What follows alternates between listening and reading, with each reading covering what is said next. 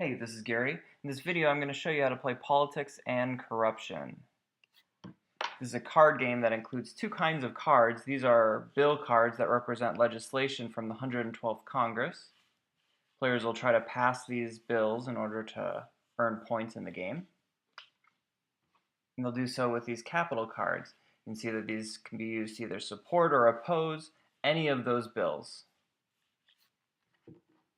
Now, to get a game started, each player will first pick a bill as their kind of pet project. This bill will be one that they'll earn extra points for passing.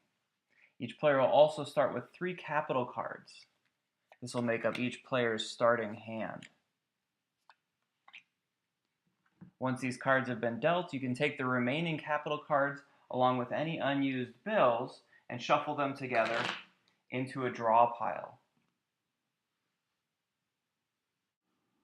Now our players are ready to start taking their turns, and on each turn a player is going to first draw a card from the draw pile, then they're going to play one card from their hand. So let's look at a few example turns. We'll draw one card first, and then we'll decide which of our cards we'd like to play. Now, I'm going to start here by organizing my cards. I want to separate the supporting cards from the one card that will oppose a bill that it's played on. And I also want to keep track of the number of votes each card is worth. We've got supporting cards worth 1, 2, and 3 votes, and an opposition card worth 3 votes. So recall that you want to support your own bill. If that collects more supporting votes than opposition, you'll earn points for that at the end of the game. And the opposition cards will help us prevent our opponents from earning points in a similar way.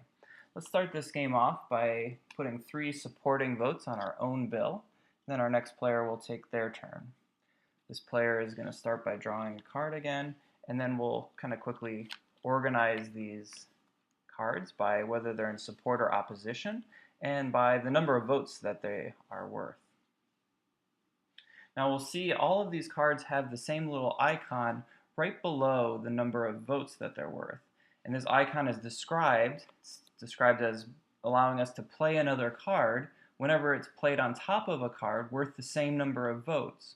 Now the only card that we can play on top of is this support 3 card on our opponent's bill. And so we look for one of these play icons with the 3 votes. If this is played on top of that support 3 card, we'll get to play another card on this turn. And that works out perfect because we, in fact, want to oppose that bill. We want to oppose our opponent's 3 votes, really cancel out the 3 votes they played on this turn, and then we can play one more card. We can play this card worth 2 votes on our own bill.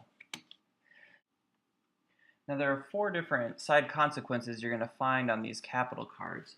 The first one is the play consequence, which we just saw. This allows you to play 1 extra card whenever you play it on top of a card worth the same number of votes.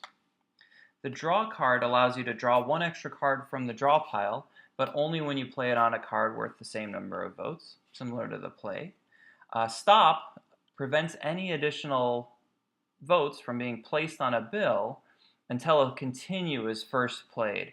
So a stop is a nice way to prevent votes from coming in on bills that you're either far ahead on and are going to earn you points, or bills that are far behind and would earn your opponents points if they catch up. Continue just simply negates those stop effects. Alright, now it's the third player's turn. We'll see what cards they have. We'll draw a card. And now the third player is a little bit unfortunate here. They've drawn a bill card instead of a capital card. So instead of adding to their hand, they'll immediately place this bill card in the center of the table. They'll also put 3 cards from the draw pile face down under the left-hand side and 2 cards under the right-hand side of this bill. Those are kind of a bounty. Whenever somebody plays a supporting card on top of this bill, they'll be able to draw from the supporting stack on the left, the opposition stack on the right. They can draw from only when they play a opposition bill. So make a little bit of room for this new bill, and then we'll place our 3 cards for bounty on the supporting side, 2 cards on the opposition side. And then the player will take their turn again. That was their draw. They don't get to draw another card. Instead, they just are going to be playing a card on this turn. So we don't want to get down to too few cards. What I might do is play my 1 support card on this new bill in hopes of acquiring one of these bounty cards for our hand. Now again, we've got more bad luck here. This is another bill. What happens when it's drawn from beneath an existing bill is that it becomes an amendment to that bill. So we'll tuck this card beneath the original bill, and we'll add the bounty cards that are depicted onto it. So we have two more opposition bounty cards underneath this bill. So we're now back to our first player's turn. They're going to draw a card.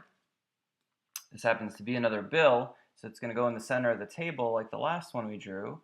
This bill comes with 5 capital cards on the supporting side, so we'll tuck those 5 cards under the left-hand side of the bill. There's our 5 cards. There they go. And now the player has a choice to make. In fact, this is a great opportunity for me to explain the last of the decisions players are going to be making on their turn. They can either choose to play one of the cards in their hand, as you've seen so far, or they can instead choose to champion one of those bills that are in the center of the table. This is going to cost them 3 cards from their hand, but it will give them an opportunity to earn more points if one of those bills actually passes. So the way that this is going to work is a player, if they're going to choose to do this, will place their 3 cards next to the draw pile, just face up, that's a discard pile, and then they'll take a bill of their choice and slide it in front of themselves. Kind of close quarters here, but I've slid this bill in front of the first player. Turns will continue in this way until the draw pile is exhausted. When there are no more cards to draw, the game is over, and it's time to count the votes on each bill. Let's look at calculating the score for the player on the right here to start with. Now this player was playing as a Democrat, so we'll look at the Democrat bills on the table that have passed. There are 2 of those. One was championed by one of their opponents, passed with 2 supporting votes. Remember that a bill needs more supporting votes than opposing votes to pass. There's also a bill in the center of the table that passed with 1 supporting vote. This bill would be worth 1 point, however, because of the amendment on it, it's actually worth an extra point, 2 points total. To calculate your score, you can really just count up the logos of your party on each of the bills that have passed. So there's 1, 2, 3 points from the center of the table for the player on the right here. Now you want to calculate the scores for the bills that you've championed separately. This bill would be worth 2 points if it had been passed. Because it didn't pass, it's going to cost that player 1 point. So of the 3 points that they got from the rest of the table, they'll subtract 1 point for the bill that they championed that was blocked, and they'll end up at 2 points at the end of this game. Now the player in the center of the table will go through a similar kind of calculation. First they'll get 2 points from the bill that's in the center of the table, and then they'll look at the bill that they've championed, which was successfully passed. That'll be worth 2 points. So then they'll end up with 2 plus 2, which is 4 points at the end of the game. The player on the left has championed 2 bills, and neither of them is passed. One of them has no votes at all, and the other one has the same number of supporting and opposing votes on it. So each of those bills will cost the player 1 point, and there are no other Republican bills on the table to add to their score, so they'll end the game at -2 points for their total. They'll probably want a rematch. Thanks for watching this video. This is a really fun game, and I'll post a link so you can pick it up in the notes below.